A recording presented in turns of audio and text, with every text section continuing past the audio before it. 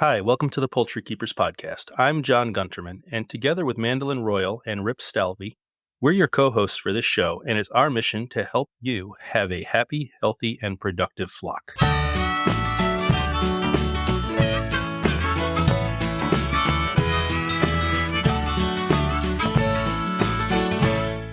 Developing a stronger flock takes time and effort. It requires us to improve our flock management skills and practices. Coming up, we'll share how to do that successfully.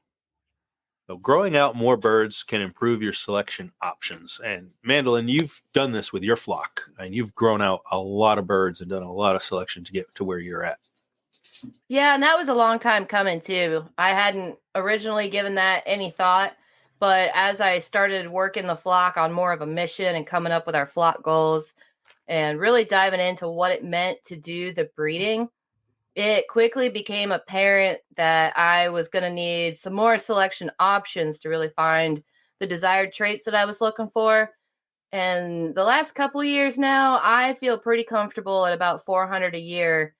And I'm not growing all 400 of them all the way to a year old, but I'm treating it kind of like a filter, and I can start making decisions as early as 8 weeks if they were a slow grower compared to some of their peers, or if maybe they were a little too fast and they got a little clunky looking for what I'm looking for. And And you find one of then those late developing males in the hen. those are the worst. Those slow developing boys that want to trick you for over 12, 14 weeks. And they'll look every bit like a female. Then all of a sudden they're walking around with some saddle feathers and sickle feathers in their tail, and comb starts jumping up. And then they learn to crow. I'm like, oh, you're a stew pot candidate. Yeah, you go, oh, where'd you come from? You're going away. Thankfully, it doesn't happen that often. Maybe like 1 or 2 out of 100. But when you get it to numbers like that, when you're talking a couple hundred, it really does a better job of showing your percentages of your hatch results too. So you can kind of get a more accurate idea of what they're actually throwing forward. The smaller the batch, the more unreliable the data is. Like if you only hatch off 10, you're not going to get that good of a window of what's actually going on and your percentages of what's possible. Yeah. I mean, I'd really only be looking for one bird out of 10. I just know that the rule of 10 here applies so much or less if you're starting with, raw genetics that have not been worked by somebody that has similar plans and skills. I forget the name of the breeder, but he was saying that he was trying to chase blue ribbons at the show and be really competitive. And he got himself to where he was growing 5,000 a year looking for 5 birds. So he went from hundreds into thousands, and I don't have the scale for that. And I kind of don't want to put that much time into it either, because with every additional amount you add, you're adding space, feed, time, resources, all of that. So you want to find what's comfortable for you. And numbers like that can scare a lot of people off, but you could easily have a sustainable home flock as long as you focus on a breed and don't get squirreled into this is pretty and that's pretty. You got to do that initially to find what you like, though. Made that mistake. I ordered 3 of this and 2 of that and 4 of these, all from a hatchery, and had them in, and they all did about the same, fairly mediocre. It wasn't until I started getting into, some really decent line bred heritage breeds that I went, oh, okay, there's an actual difference here. It's neat when you start noticing what's different, though. Like, oh, wow, same breed, night and day differences in how they grow, how they look, how they behave sometimes even. I mean, having birds that never ate snow. They never saw another bird eat snow, but they figured it out on their own. And in the winter, I go out and check their water every day, and it's full of really nice water, and they just don't drink. They somehow learn to and prefer to eat snow than drink water. It's easy to get on the go. It's always there. It's always underfoot. That's right. Pretty much. But I don't want them to do that because it's always underfoot. We don't want to feed our birds on the ground. I don't want them picking up snow that they may have defecated in. I agree with what we're talking about, I guess, to a certain extent. The more you have, the more you can choose from. But for me, I think my breeding goals have been for a good while now that I want to refine my flock. I want to concentrate the good qualities. I want to eliminate those bad qualities. And the more I can refine the flock, I found that the fewer birds I had to raise to get the good ones. Yeah, you know you're onto something when you only have to hatch off 25 or 50, and that gives you everything you need the next season.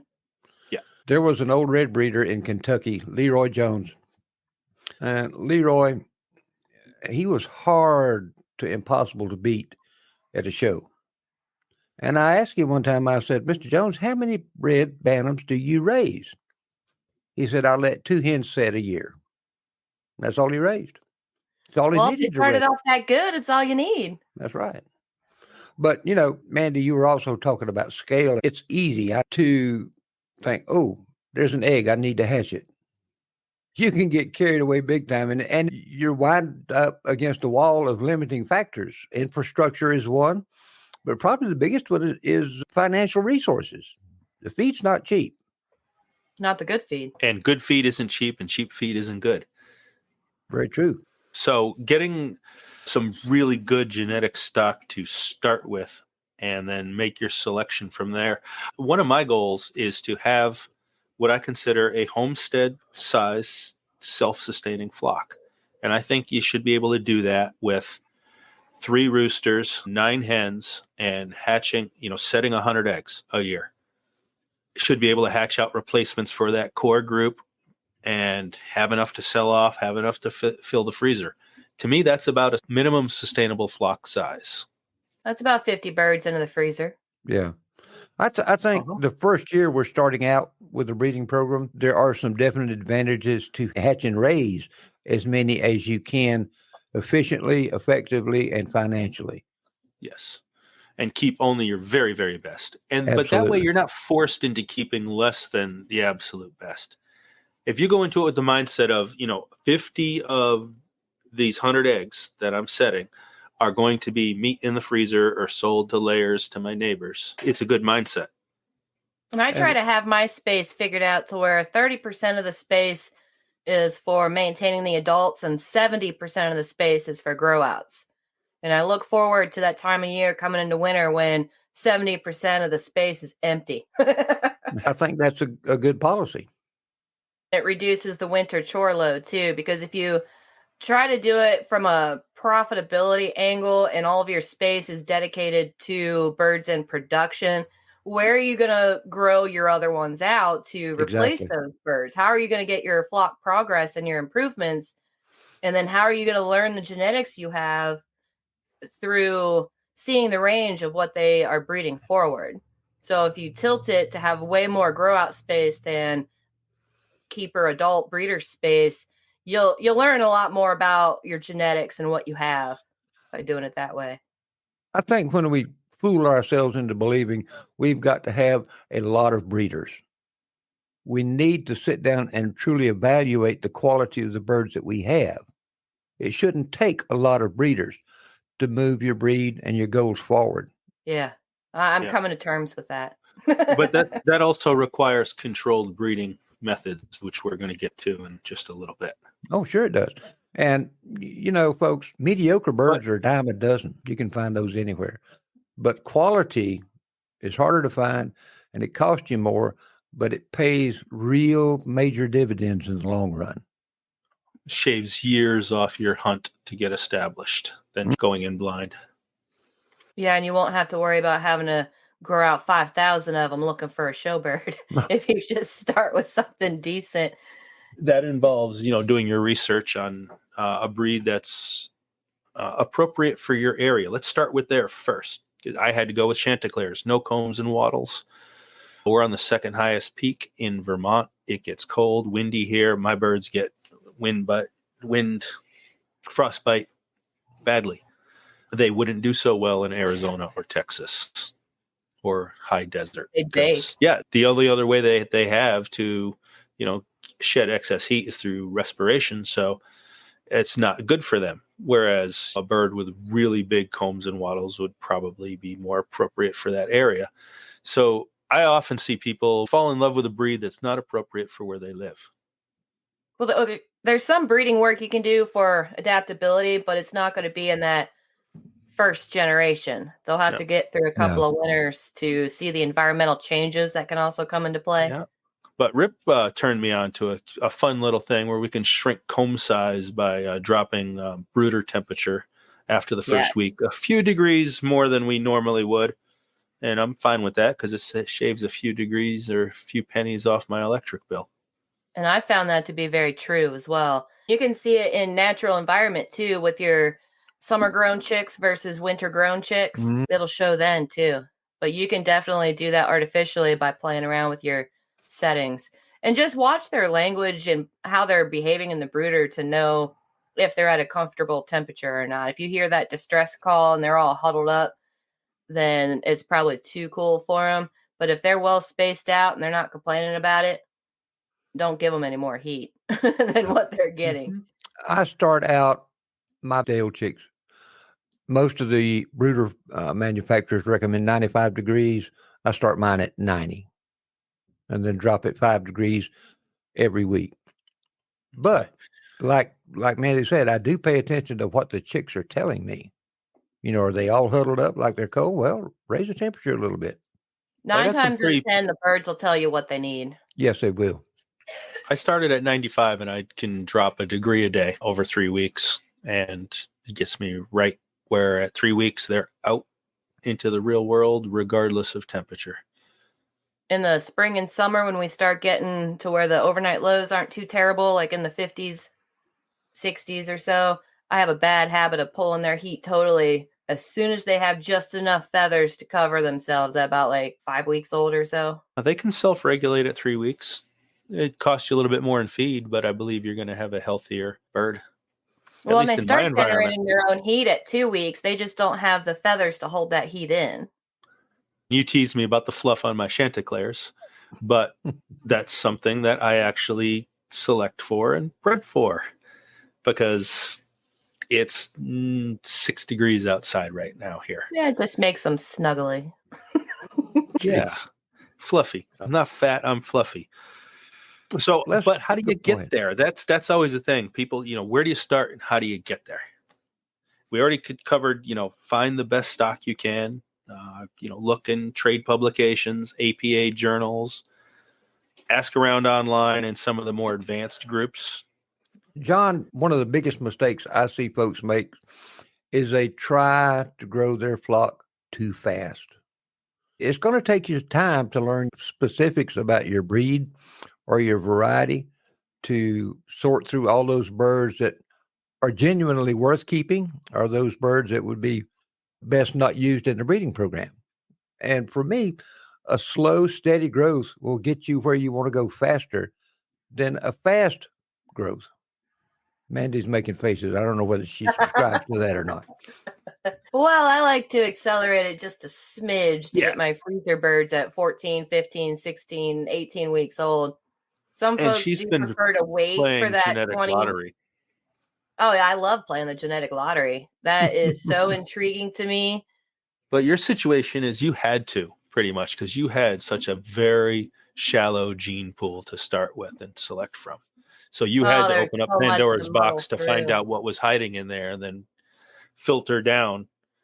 To the point where it was too much too fast and I had to step it back. And that took 4 generations to hit a wall of it just being too much. And it changed the birds to where they were getting clunkier and the bones were thickening up. And for their breed, it's not desirable to have big, thick bones. And that was changing the growth rate too. And I didn't want to go in a different direction. So I scaled it back and found the comfortable size that worked with the genetics without getting into funky territory. Yeah. Well, you touched on one of our points that was coming up is ultimately your goal is to remove the undesirable characteristics from your flock. And overall, you strengthen the good qualities by doing that. Correct. And I had a lot of stuff to sort out, everything from slip wing and knock knees and keels that weren't shaped quite right before I even got into body structure. First, I had to go through looking for defects and clean that up before I could get serious about anything else. So I was A-okay with fast growth to get them in the freezer sooner. John, you talked about strengthening the good qualities and working to eliminate the bad qualities. And there's some breeding procedures, breeding practices that work real good for that. There's some that don't work so good for that. Right. And One that- unfortunately, the ones that work best have picked up a somewhat bad reputation just by their they name. have. And unfortunately, it's quite the opposite. It is the most powerful tool a breeder can use. Absolutely. You can say line breeding to people or inbreeding to people, and they just come back at you with this shocked, dumbfounded look on your face that you would even suggest such a thing. But breeding mammals is a lot different than breeding chickens. It's just Absolutely. totally flip-flopped around. You can do things with chickens that you can't do with hogs or cattle. But line breeding has really been the tool that most successful breeders have used to build a very strong flock. And line breeding is nothing more than breeding together loosely related individuals, where inbreeding is breeding together very closely related individuals, like father to daughter or mother to son or brothers to sister even. I've done that before. Yeah, that's a powerful tool to figure out what's hiding in the genetics that you want to see and remove. It's who said that? Kirby Jackson. He's been one of my mentors for a while, and he really knows his genetic ABCs and all those little details. And he said, if you really want to know what recessive defects are hiding within the bloodline, go ahead and breed full siblings together, and that'll tell you more than you ever wanted to know about the work you need to do with them. It's a magnifier for 'Cause good and bad. Well, it's a choice you have to make. So if you rely on bloodline crosses to keep vigor and stuff up high, you're also creating a higher rate of variables and a bigger range of genetic expression, and you're not going to get consistency. But on the flip side, if you really want to get in there and dig deep and scrub the genetics and get consistent and get those cookie cutter results, then you're going to have to breed with a tight method. But the caveat to that is you can't use inferior birds to do it. I think They'll a dozen make a sloppy really mess great and it'll fall birds apart. can do that for a home flock because you have Yeah, the they need to ability to be. line breed or inbreed. You can go either direction with what you have. I think it's a good base number, and you can easily grow from there. I surge up. I try to hatch out. Well, last year was a light year. It was 200, and sell them off. That was just to fulfill orders. I'm not doing that again. We talked about the good aspects of line breeding and inbreeding and what it can do for you. There is a method that doesn't really work all that well to help you improve your flock, and that's what most folks do and what's been done forever, it seems like, and that's flock mating, where you use multiple females and multiple males all in the same pen. And the problem with that is you don't really know which male and female produced which chick. And even if you saw a particular rooster with a particular hen and you collected her egg the next day, you can't be sure that rooster sired that egg because it could come from multiple donors in the same hen.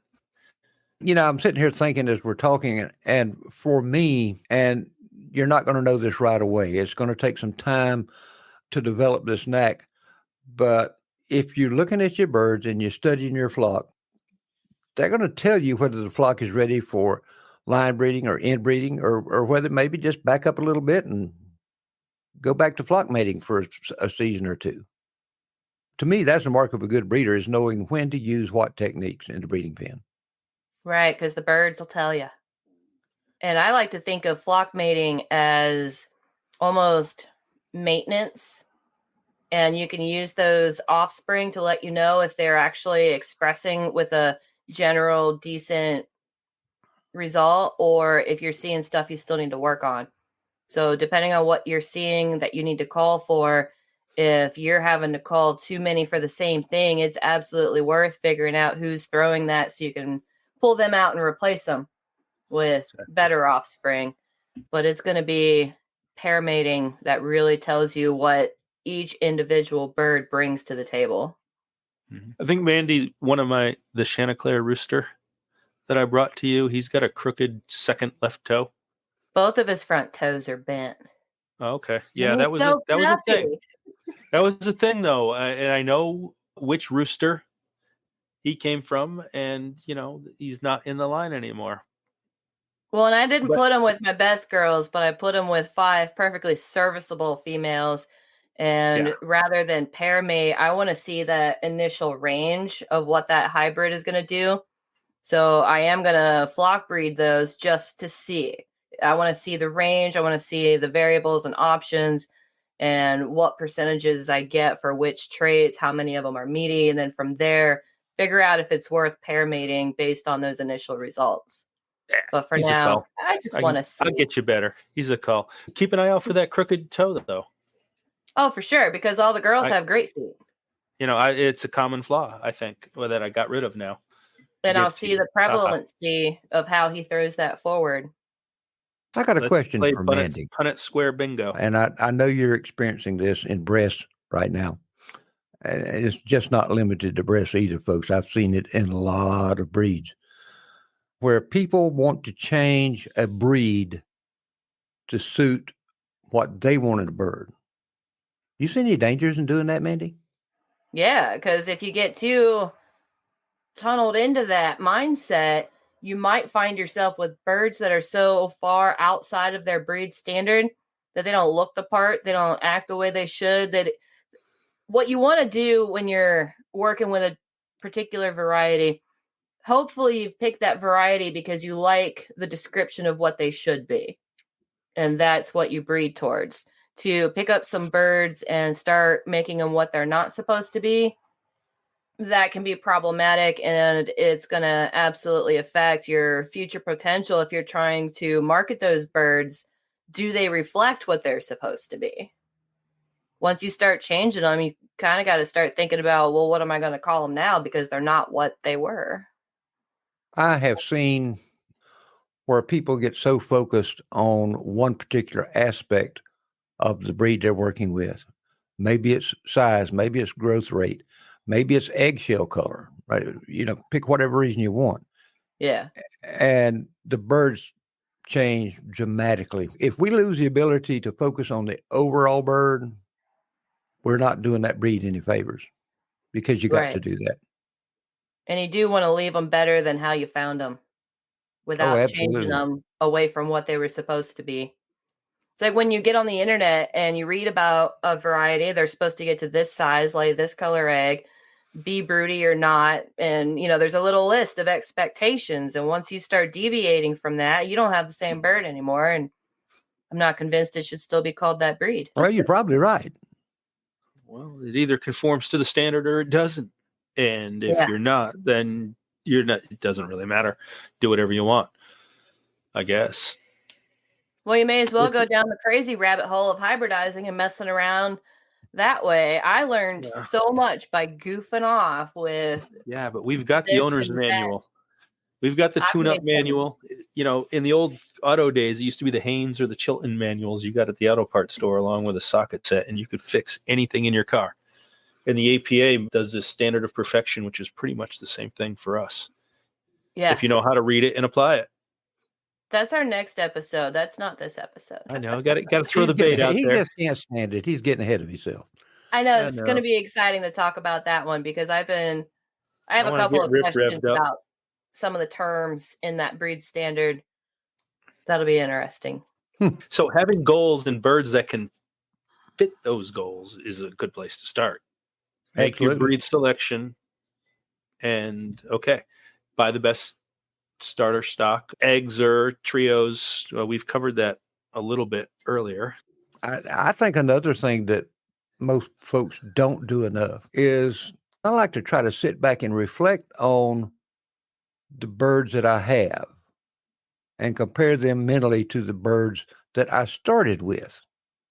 And if you can't see progress year after year after year, now, folks, when I mean progress, you're not going to make giant leaps forward. It's going to be small steps at a time. So you should see slow and steady progress in your flock from year to year to year.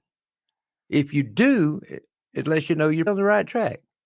If you don't, if you go, this year I got good birds, and then it took me 3 more years before I could make an improvement on it. Then I'd go back and evaluate my breeding techniques, my individual birds, my management practices and style, everything. I like to keep picture files so I can go back and look at where I've been that way, and then go out to the barn and look at what I have.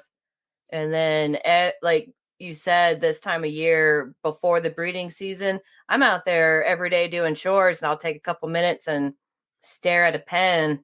And when I come back inside, I might dig into my picture files and look at that. There's this one bird I had probably 6 years ago. His tail was so crazy long and sticking straight out and thin, and his angles were wonky. His comb was terrible, but he was so meaty that I used him for breeding. And I have gained distance from that bird, and I haven't seen a tail like his since, which is great. I found by trying to change tail angle too quickly, I lost some body capacity. Yeah. A degree or two per year. Let's not jump from 45 to 40. Let's not try. I don't think. What is it that Rip had said? Don't use two extremes to try to find a balanced correctness. Absolutely. That's the whole key to corrective mating. I've seen so many times folks will, let's talk about, use John's example of tail angles. And I'll pick on reds. Males should have an angle on their tail of 20 degrees.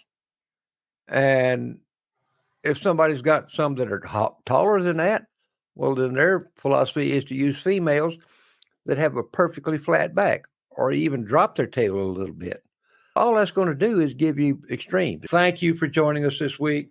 And before you go, make sure you subscribe to our podcast so you can receive new episodes right when they're released, and they're released every Tuesday.